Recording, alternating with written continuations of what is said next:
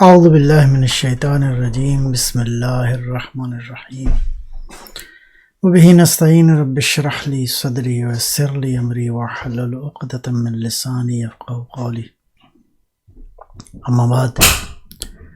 آج جو بحث ہے عقائد کے حوالے سے، اس میں بنیادی طور پہ جو عنوان آج انشاءاللہ کچھ بیان کریں گے آپ کی خدمت میں، اللہ تعالیٰ کے اوصاف، پروردگار کے اوصاف کیا ہیں۔ اگرچہ اس پہ علماء نے کافی مفصل بحث فرمائی ہے، لیکن اجمالی طور پہ ایک تصور جو ہے وہ ذہن میں ہونا چاہیے۔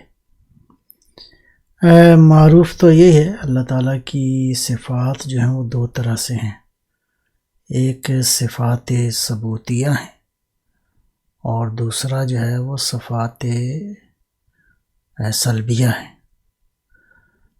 صفات ثبوتیہ یعنی وہ صفات جو اس کی ذات کے لیے ثابت ہیں، موجود ہیں اللہ کی ذات میں، ان کو صفات کمال بھی کہتے ہیں، صفات جمال بھی کہتے ہیں۔ تو بہرحال صفات ثبوتیہ وہ صفات جو کہ اللہ کی ذات کے لیے ثابت ہیں، سلبیہ جو اللہ کی ذات بری ہے، منزہ ہے، اس لیے ان صفات کو، اوصاف کو صفات جلال کہتے ہیں یا صفات تنزیہیہ بالفاظ دیگر، یعنی اللہ کی ذات منزہ ہے، پاک ہے، بری ہے ان اوصاف کے ساتھ۔ تو یہ دو جو ہے وہ جہتیں ہیں اللہ تعالیٰ کے اوصاف کی۔ اب یہ اوصاف کتنے ہیں؟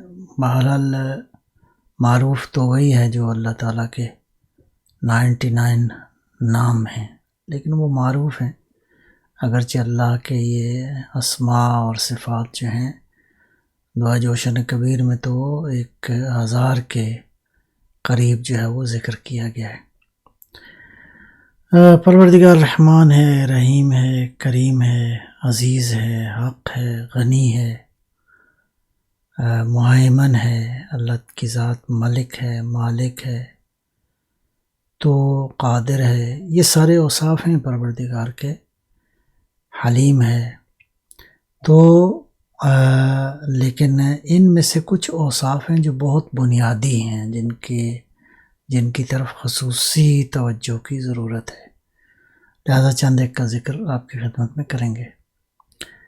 اسی طرح اس کے مقابلے میں وہ صفات جو اللہ کی ذات میں نہیں پائی جاتی، اس میں کچھ بنیادی ترین اوصاف جو ہے وہ ان کا بھی ذکر ابھی کریں گے انشاءاللہ۔ لہذا صفات ثبوتیہ جیسے میں نے عرض کیا ویسے تو بہت ہیں پروردگار کی صفات، جس میں اگر غور کریں تو دعائے جوشن کبیر میں 1000 اللہ کے اوصاف جو ہیں وہ ذکر کیے گئے ہیں۔ تو جو بنیادی ترین اور معروف بھی ہیں ان کے بارے میں یقین رکھنا اور ان کے بارے میں کلیئر ہونا، عقیدہ جو ہے درست ہونا ضروری ہے۔ پہلا، اللہ کی ذات علم رکھتی ہے، عالم ہے۔ کتنا علم رکھتی ہے؟ جتنی مخلوقات ہیں ان کا علم رکھتی ہے۔ ظاہر ہے کہ پروردگار چونکہ ان کا خالق بھی ہے، ان کا بنانے والا بھی ہے، اس اعتبار سے بدی ہے، خالق ہے، تو اس اعتبار سے اس کا علم جو ہے وہ ان مخلوقات کے بارے میں ہے، بلکہ اس سے بھی زیادہ ہے۔ قرآن کہتے ہیں نا، کوئی ایک ذرہ زمین و آسمان میں نہیں ہے جو اللہ کے علم میں نہ ہو، کوئی درخت کا پتا نہیں گرتا مگر یہ کہ اللہ کے علم میں ہوتا ہے۔ اس کا مطلب یہ ہے کہ پروردگار کا علم اس کی ذات کی طرح ایبسولوٹ ہے، مطلق ہے۔ تو یہ ایک صفت جو اس کی ذات کے لیے ثابت ہے، تو یہ صفات ثبوتیہ میں سے ایک صفت ہو گئی۔ دوسری صفت جو ہے قدرت ہے، طاقت ہے۔ پروردگار قادر ہے، ظاہر ہے کہ ساری کائنات کا نظام جس انداز سے چل رہا ہے، جس انداز سے پروردگار اس سے ساری قوتوں کو جس نے مینج کیا ہے، خالق بھی ہے اور قادر بھی ہے۔ قادر ہے یعنی اس کائنات میں اس کے ارادے کے تحت جو چاہے وہ کر سکتا ہے، لہذا اس کی قدرت کتنی حد تک ہے یہ تو واضح ہو گیا کہ کائنات پر وہ قادر ہے۔ اس کا مطلب ہے کہ کائنات جب نہیں تھی تو خدا نے وجود بخشا ہے، لہذا اس کی قدرت بھی اس کے علم کی طرح ایبسلیوٹ ہے، بلکہ اللہ کے سارے اوصاف جو ہیں اس کی ذات کی طرح ایبسلیوٹ ہیں، مطلق ہیں، کوئی حد نہیں ہے۔ کسی جگہ پہ آپ انسرکل نہیں کر سکتے کہ اتنی طاقت ہے، اتنی طاقت نہیں ہے۔ پروردگار جو ہے وہ قادر ہے۔ خوب، اگلا جو صفت ہے اللہ تعالیٰ کی وہ حی، زندہ ہے۔ اصل میں وہی زندہ ہے، زندگی کا سورس وہی ہے، زندہ وجود ہے اس کی ذات، اس کا وجود، اس کا ہونا زندہ ہے اللہ تعالیٰ، بلکہ زندگی ہے، زندگی کا سورس ہے۔ تو مخلوقات میں تغیر ہے، تبدل ہے، مخلوقات میں موت کا معنی موجود ہے، لیکن اللہ حی و قیوم ہے، پروردگار حی ہے۔ مرید ہے صاحب ارادہ۔ صاحب ارادہ مطلب یہ ہے کہ اللہ کی مشیت، اللہ کا ارادہ ہے جو ساری کائنات پہ حکومت کر رہا ہے۔ خداوند عالم کا ارادہ ہے اور اس کا ارادہ بھی ظاہر ہے کہ مطلق ہے۔ یہ سارے اوصاف اس کی ذات کی طرح مطلق ہیں۔ قدیم ہے، ازلی ہے، قدیم ہے، ازلی ہے، ابدی ہے۔ یہ لفظ صرف ہمارے سمجھنے کے لیے ہیں۔ قدیم یعنی ہے، ازل سے ہے، کوئی اس کا آغاز نہیں تصور کیا جا سکتا کہ کب سے ہے، کب تک رہے گا۔ ازلی ہے اور ابدی ہے۔ ایک لفظ استعمال ہوتا ہے سرمدی، یعنی نہ جس کا کوئی آغاز ہے نہ اس کا انجام ہے، کوئی آغاز و انجام۔ یہ آغاز و انجام مخلوقات کے لیے ہے، اللہ کی ذات جو ہے وہ اس سے ماورا ہے۔ پروردگار حی ہے، قیوم ہے، ازلی ہے، ابدی ہے، سرمدی ہے، قدیم ہے، یعنی جب کچھ نہیں تھا تو وہ تھا، وہ ہے، وہ رہے گا۔ لہٰذا یہ وہ صفات ہیں جو اللہ تعالیٰ کے صفات ثبوتیہ جن کو کہا جائے گا۔ علم ہے، قدرت ہے، حی ہے، مرید ہے، صاحب ارادہ ہے، اسی طرح قدیم ہے اور ازلی ہے۔ اگرچہ میں نے عرض کیا کہ معروف جو ہیں وہ یہ اوصاف ہیں، ورنہ یہ ہے کہ پروردگار کے اوصاف یہ ہے کہ اگر دیکھا جائے تو میں نے عرض کیا رحمان ہے، رحیم ہے، کریم ہے، سلام ہے، مومن ہے، مہیمن ہے، عزیز ہے، جبار ہے، قہار ہے، غفار ہے، رازق ہے، فتاح ہے، علیم ہے، عظیم ہے، حکیم ہے، حلیم ہے۔ یہ سارے اس کے اوصاف ہیں۔ اور بہرحال اس کے بعد آ جاتا ہے اوصاف سلبیہ یا صفات سلبیہ۔ یہ بات بھی جاننا ضروری ہے۔ سب سے پہلی بات، ترکیب نہیں ہے، یعنی اجزائے ترکیبی اس کی ذات میں نہیں ہے جیسے کہ مخلوقات ہیں۔ مخلوقات کے اجزائے ترکیبی ہیں، کمپاؤنڈ، اس کا وجود بنا ہے اس چیز سے، اس چیز سے، اس چیز سے، تو یہ مخلوقات میں ہے۔ اللہ جو ہے خالق ہے، اللہ پروردگار ترکیب سے ماورا ہے، اس کا وجود والذی لیس کمثلہ شیء، وہ کسی کی مثل نہیں ہے۔ مثالیں جتنی بھی ہیں وہ مخلوق ہیں، خالق اور مخلوق ہرگز کبھی بھی مساوی نہیں ہو سکتے، نیور ایور۔ دوسرا، پروردگار جسم نہیں رکھتا، جسم ظاہر ہے کہ جسم کے لیے مکان ہے، زمان ہے، محدود ہے، متغیر ہے، فنا پذیر ہے، موت ہے جسم کو، یہ جسم کی خصوصیات ہیں۔